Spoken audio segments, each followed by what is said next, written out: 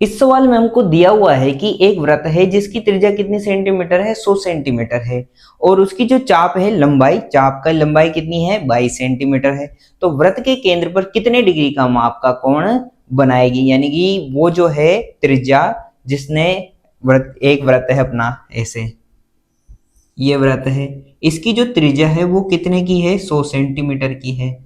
और ऐसे ही उसकी एक मतलब त्रिज्या है, और उसने दे रखा है हमको चाप की लंबाई, चाप की लंबाई दे रखी है जैसे हमें 22 सेंटीमीटर, है ना, ये 22 सेंटीमीटर हमको दे रखी है।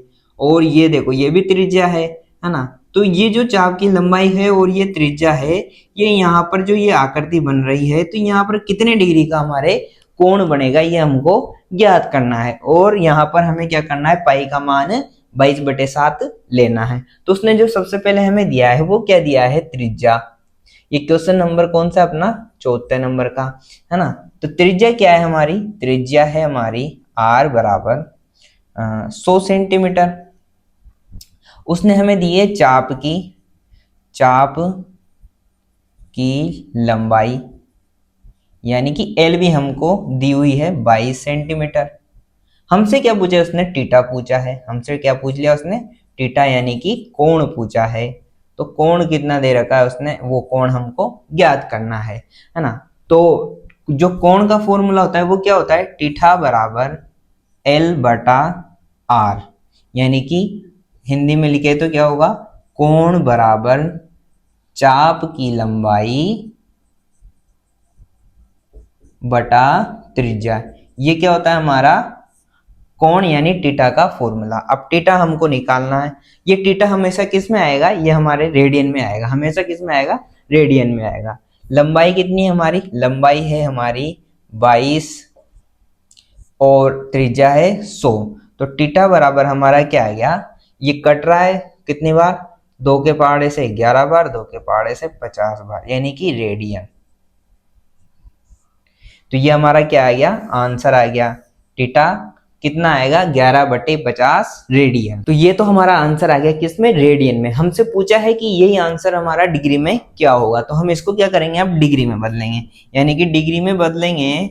तो डिग्री का जो फॉर्मूला होता है वो क्या होता है, 180/पाई इंटू रेडियन, ये हमारा फॉर्मूला होता है। तो 180/22/7 गुणा रेडियन कितना, 11/50, है ना। अब देखो ये जो 7 है ये कहाँ चल जाएगा, ये भाग में, भाग के भी नीचे है, तो ये कहाँ चल जाएगा, ऊपर गुणा में। तो ये कैसा हो जाएगा हमारा, 180/22 गुणा 7 गुणा 11/50। तो देखो 11 से ये कट जाएगा हमारे 2 बार, 2 से कट जाएगा 90 बार, है ना। और कट रहा है क्या, ये 0 से 0 भी कट जाएगा हमारा, ये हो जाएगा 9 सत्ते 63, 63/5। अब हम क्या करेंगे, ये हमारा किस में आंसर आ गया, पूरा डिग्री में आ गया, पर ये क्या है, भिन्न में है, हमको डिग्री में प्रॉपर आंसर चाहिए। तो देखो हम 63 में क्या करेंगे, 5 का भाग लगाएंगे, तो 1 पंजे 5, बचा कितना, 1 13, 1 पंजे 5, 2 पंजे 10, बचे कितने, 3, यानी कि यहाँ पर मैं इसको क्या लिखूंगा, 12 सही 3/5 डिग्री।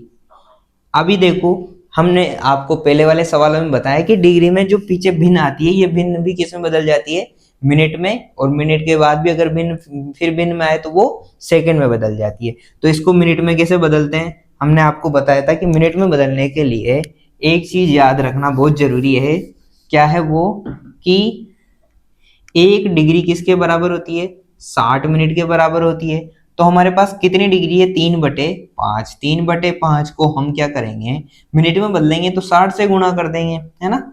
तो ये कितना हो जाएगा, 3×6 = 18/5, 180/5। इसमें हम फिर क्या कर देंगे, भाग दे देंगे। तो भाग देंगे तो क्या हो जाएगा, 1 पंजे 5, 3 पंजे 15, 15 के बाद 6, और ये कितना जाएगा हमारा 36, यानी कि ये क्या आएगा हमारा 36 मिनट। तो इसका पूरा जो आंसर बनेगा वो क्या बनेगा, 12 डिग्री 36 मिनट आंसर। तो इसका जो आंसर है, मतलब वो जो चाप की लंबाई हमको 22 दी हुई थी, उसका हमारा आंसर डिग्री में क्या आ जाएगा, 12 डिग्री 36 मिनट। तो कैसा लगा आपको यह सवाल? अगर वीडियो अच्छी लगी है तो लाइक करें, कमेंट करें और शेयर करें अपने दोस्तों में। धन्यवाद।